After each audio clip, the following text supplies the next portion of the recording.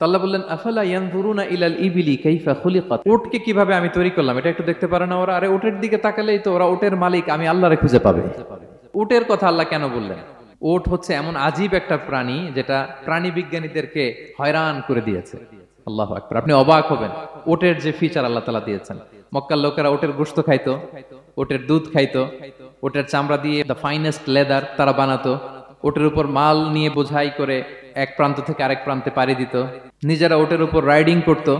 এবং উট হচ্ছে এমন প্রাণী যেটা একসাথে 1 মাস না খেয়ে বেঁচে থাকতে পারে। 1 মাস পানিও খাওয়া লাগবে না, খাবারও খাওয়া লাগবে না। প্রাপ্তবয়স্ক একটা উট একসাথে 200 লিটার পানি খেয়ে ফেলতে পারে। এবং উটের পেটের ভিতরে একটা স্পেশাল ওয়াটার চেম্বার আছে, ওই চেম্বারে রেখে দেয়, যখন লাগবে ওইখান থেকে নিয়ে নিয়ে বেঁচে থাকে। 1 মাস না খেয়ে বেঁচে থাকে কি করে? উটের পিঠে দেখবেন একটা কুজ আছে, এই পুরো কুজটা হচ্ছে চর্বির আধার। ওটের যখন খাবার থাকে না মরুভূমিতে, মাসের পর মাস যখন চলে, ওই চর্বি থেকে এনার্জি নিয়ে সে মরুভূমিতে চলে, সে না খেয়েও বাঁচতে পারে।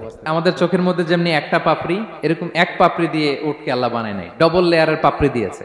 কারণ মরুভূমির মধ্যে চলতে পথে লু হাওয়া থাকবে, মরুভূমির সাইমুম, বালুর ঝড়, এই ঝড় মোকাবেলার জন্য, লু হাওয়া মোকাবেলার জন্য ডবল লেয়ারের চোখের পর্দা।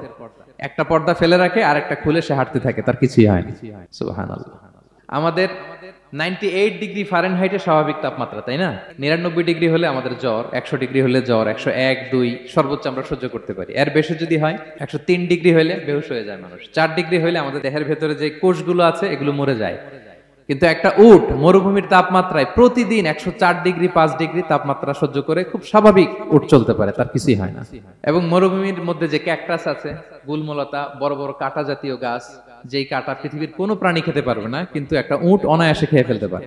উটের জিহ্বাকে এবং পাকস্থলীকে আল্লাহ এমন স্পেশালি মেড করেছেন, যত কাঁটা দিবেন খেয়ে সাবার, ওর কিছুই হয় না। সুবহানাল্লাহ বিহামদিহি।